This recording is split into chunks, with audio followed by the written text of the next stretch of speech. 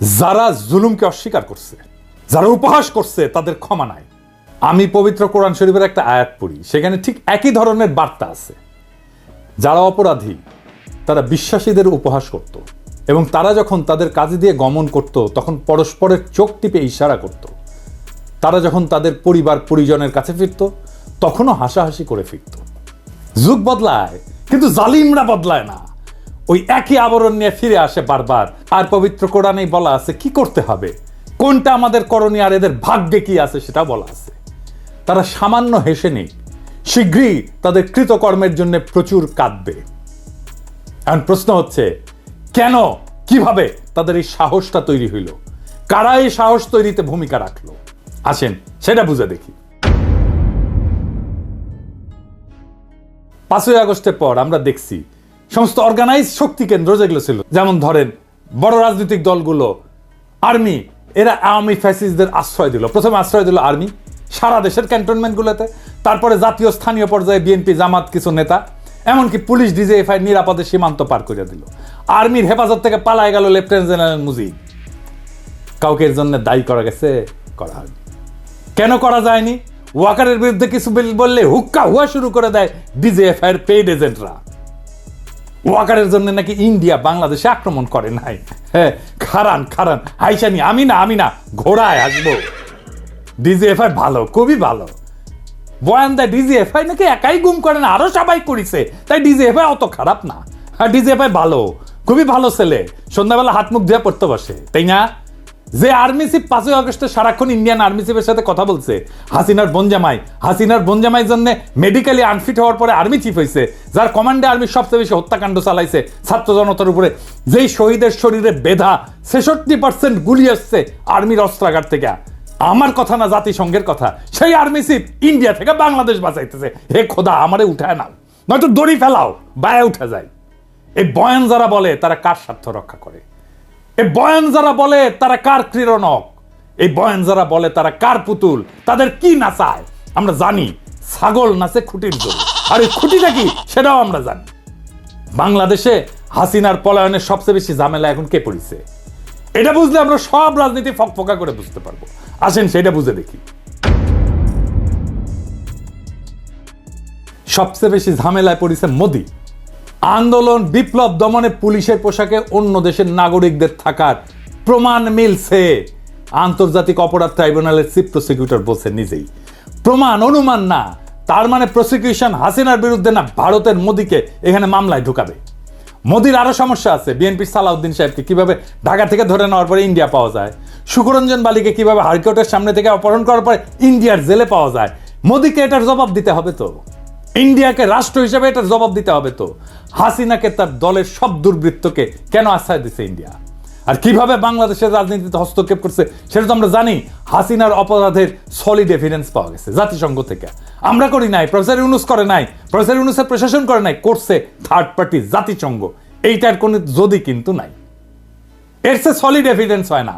বাংলাদেশের আদালতে বেইজ্জতি, এটা মোদি ঠেকাইতে চায়। এইটা ভারত রাষ্ট্রের জন্য জরুরি। কিভাবে ঠেকাবে? একটাই রাস্তা আছে, প্রফেসর ইউনূসকে যত দ্রুত সম্ভব বিদায় দেওয়া। প্রফেসর ইউনূসকে বিদায় দিতে পারলে বাংলাদেশের সবকিছু আগের অবস্থায় চলে যাবে। এইখান থেকে পাইছে সাহস, আবার আগের গৌরব, আবার হেডম নিয়ে আমরা আসতেছি। আর টাকা পয়সা তো আছেই, সবাই রে কিনে ফেলবে, এই হইতেছে প্ল্যান। সেই জন্যই আগাম নির্বাচন, দ্রুত নির্বাচন, এই সমস্ত আলাম তিস্তানিয়া প্রোগ্রাম করে আর এক্সিকিউট করে কি? দ্রুত নির্বাচন আর প্রফেসর ইউনূসের দ্রুত বিদায়, এই ইন্ডিয়ান প্ল্যান এক্সিকিউট করে। আপনারা বুঝে হোক না বুঝে হোক ইন্ডিয়ান ব্যাগেজ কান্দে নিছেন। এই ব্যাগেজ আমরা মাইনা নেব না, কোনোদিন মাইনা নেব না। বাংলাদেশের রাজনৈতিক দলগুলো কখনো জনগণকে দেওয়া প্রতিশ্রুতি রাখে নাই, ইতিহাস সাক্ষী। 1990 3 জোটের রূপরেখা রাখে নাই। তত্ত্বাবধায়ক সরকারকে প্রশ্নবিদ্ধ করছে প্রথমে বিএনপি, বিচারপতির বয়স বাড়ায়। এরা ক্ষমতায় থাকার জন্য সবকিছু করতে পারে। বিএনপি নির্বাচনের আগে যাই বলুক এটা রাখবে না, সে কোনো সংস্কার করতে দিতে চায় না।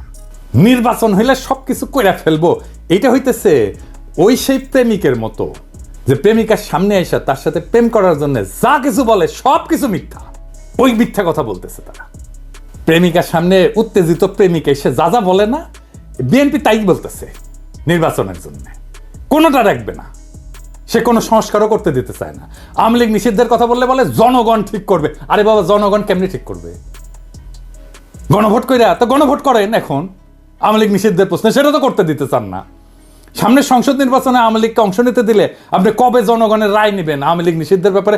জনগণ করবে, কিভাবে করবে সেটা তো বলতে হবে। জনগণ তো একটা বিমূর্ত জিনিস, মানে আপনি একটা ধোঁয়াশা তৈরি করতেছেন জনগণ নামের এক বিমূর্ত শক্তির অনুমোদনের কথা বইলা। এই সরকারের নাকি ম্যান্ডেট নাই। সংবিধান সংস্কারে তো বিএনপির ম্যান্ডেট থাকবে, সে 2/3 মেজরিটি পাবে, কিভাবে জানে? পাবে না তো। তার মানে সংবিধান সে পাল্টাতে পারবে না। তখন বলবে আমরা কিভাবে পাল্টাবো, আমাদের তো মেজরিটি নাই। তারপরে প্রশ্ন থাকে, সে কি সংবিধানের মূলনীতি পাল্টাতে পারবে যদি মেজরিটি 2/3 মেজরিটি পায়ও? পারবে না। কারণ যে সংবিধানের অধীনে সে নির্বাচন করবে, শপথ নিবে, সেই সংবিধানের মূলনীতিকে সে পরিবর্তন করতে পারবে না। নির্বাচন হইলে কোনো বিচার হবে না, আপনারা লিখে রাখতে পারেন। মোদি আর ইন্ডিয়া আবার চিরজীবনের জন্য মাপ পেয়ে যাবে। ওই সংবিধানে থাকবে ধর্মনিরপেক্ষতা, গণতন্ত্র, বাঙালি জাতীয়তাবাদ আর সমাজতন্ত্র। সেইটা আমাদেরকে এত রক্তের পর, বিপ্লবের পরেও আমাদেরকে ওই সংবিধানই টাইনা নিয়ে যাইতে হবে। মোদি আর ইন্ডিয়া চিরজীবনের জন্য মাপ পেয়ে যাবে। তাদের যে আমরা পাইরা ফেলতে পারছিলাম, সেই সুযোগ হেলায় আমরা হাতছাড়া করে ফেলবো। কম্প্রোমাইজ করে ফেলবে যারাই ক্ষমতায় আসুক। কে আসবে আমি জানি না, যারাই আসুক রাজনৈতিক দল তারাই কম্প্রোমাইজ করে ফেলবে। প্রফেসর ইউনূসের সামনে গিয়া রাজনৈতিক দলগুলো এক কথা বলে, বাইরে এসে আর এক কথা বলে। প্রফেসর ইউনূস দিছে চাপা মায়ের, ওস্তাদের মায়ের শেষ রাতে কইছে আপনারা যা চান লিখে দেন, কোন সংস্কার চান, কোনটা চান না, কোনটা আংশিক চান, কোন সংস্কারই চান না, সেটা লিখে যা চাইবেন। আমাদের তো কোনো এজেন্ডা নেই, সবাই মিলে যেটা চাইবেন শুধু সেটাই আমরা করব। তবে আমরা ওয়েবসাইটে দিয়ে দেবো কে কি চাইছিলেন। আপনারা কোন দল কোনটা ইয়েস বলছেন আমরা রাজি, কোন দল নো বলছেন আমরা রাজি না, কোন দল বলছে আমরা সংস্কার রাজি, আমরা সবাই ওয়েবসাইটে দিয়ে দেবো। দেশের যে কোনো মানুষ দেখতে পাবে কোন কোন বিষয়ের প্রতি তার সম্মতি আছে, কোন বিষয়ের প্রতি মানুষের সম্মতি নাই। এটা কোনো গোপন জিনিস না, এটা রাজনৈতিক দলের একটা বক্তব্য।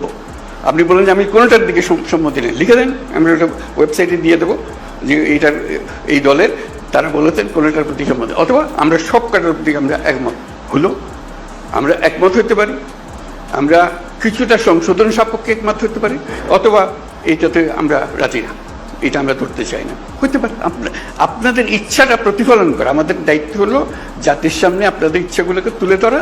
এর ভিত্তিতে আমরা কি কাজ করবো সেটা আমরা পরে দেখার পরে ঠিক করবো যে এটা কি করা যায়, আপনাদের বক্তব্যগুলো কি আছে। বুঝছেন, ব্যাস মুখে এখন তালা। এইবার রাজনৈতিক দলগুলো বুঝবে অ্যাকাউন্টেবিলিটি কারে বলে, দায় নেওয়া কাকে বলে। এইবার তারা বুঝবে রাজনীতি জিনিসটা কত কঠিন, জটিল। এটা ছেলের হাতের মোয়ানা। এতদিন ভালসুন্দের সাথে খেলছে তো বুঝতে পারে নাই রাজনীতি কত কঠিন। এবার প্রফেসর ইউনূসের সাথে খেলতে গেছে, বুঝেছে। প্রফেসর ইউনূস একাই খেলে দিছে একটা কথায়। রাজনৈতিক দলগুলোকে বলি, কোনো বিশেষ দলকে উদ্দেশ্য করে বলতেছি না, সবাইকে বলতেছি, বাংলাদেশে ইন্ডিয়ান ব্যাগেজ নিয়ে রাজনীতি করার দিন শেষ।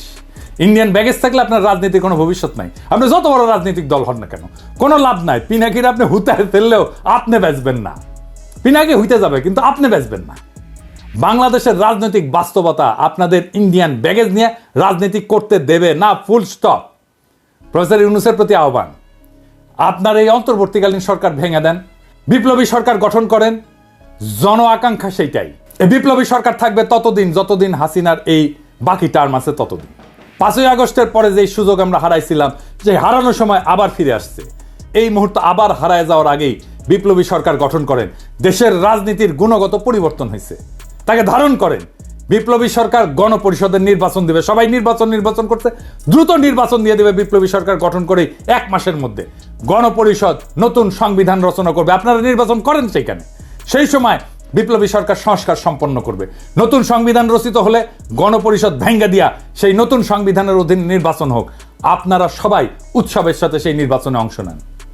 আমি ব্যক্তিগতভাবে চাই প্রফেসর ইউনূস জাতির নেতৃত্ব থেকে যেন তারপরেও বিদায় না নেন। তিনি যেন রাষ্ট্রপতির পদকে অলংকৃত করেন। তিনি আসলেই অলংকার হয়ে উঠবেন রাষ্ট্রপতি পদের জন্য। আমরা উনার অভিভাবকত্ব এত তাড়াতাড়ি হারাইতে চাই না। বাংলাদেশকে আমাদের শক্ত অর্থনৈতিক এবং রাজনৈতিক ভিত্তির উপরে দাঁড় করানোর জন্য প্রফেসর ইউনূসের অভিভাবকত্ব আমাদের দরকার। ছাত্র জনতার আকাঙ্ক্ষার রাষ্ট্র তৈরি করে দেওয়াটা আমাদের দায়িত্ব এবং কর্তব্য। আমাদের সেই প্রতিশ্রুতি ভুলে গেলে চলবে না। আমরা এক কঠিন জটিল সন্ধিক্ষণে দাঁড়ায় আছি। একদিকে ভয়, অন্যদিকে সম্ভাবনা। যারা সত্যকে বিকৃত করছে, ইতিহাসের নির্মম বাস্তবতাকে উপহাস করছে, তারা শুধু নিজেদের মানবিকতাই হারায়নি, তারা আমাদের ভবিষ্যৎকেও হুমকির মুখে ফেলে দিছে। কিন্তু ইতিহাস সাক্ষী, জুলুম কখনো টেকসই হয়নি, জুলুম কখনো টেকেনি, জালেম কখনো টেকেনি। প্রত্যেকটা ফ্যাসিস্ট শক্তির শেষ আছে, আর সেই শেষ তারাই ডেকে আনে যারা সত্যকে মুছে দিতে চায়। আমাদের করণীয় একটাই, হাসিনা আর তার দোসরদের বিচার নিশ্চিত করা, রাষ্ট্রের ন্যায়ের ভিত্তি পুনর্নির্মাণ করা। আমাদের রাজনীতি কোনো আপোষের রাজনীতি হইতে পারে না। আমাদের লক্ষ্য একটাই, ফ্যাসিবাদের শেষ চিহ্ন মুছে ফেলা। আমরা জানি এই পথ সহজ না, বাধা আসবে, কিন্তু এই লড়াই শুধু রাজনীতির লড়াই না, এটা আমাদের অস্তিত্বের লড়াই। প্রফেসর ইউনূসের নেতৃত্বে আমরা একটা নতুন অধ্যায়ের সূচনা দেখছি। এই মুহূর্তটা আমরা হারাইতে পারি না। আমাদের সাহসী হইতে হবে, সংগঠিত হইতে হবে। এই লড়াই শুধু আওয়ামী ফ্যাসিবাদের বিরুদ্ধে না, এটা পুরো সিস্টেমকে বদলে দেওয়ার লড়াই। এটা একটা বিপ্লবী আন্দোলনের ভিত্তি।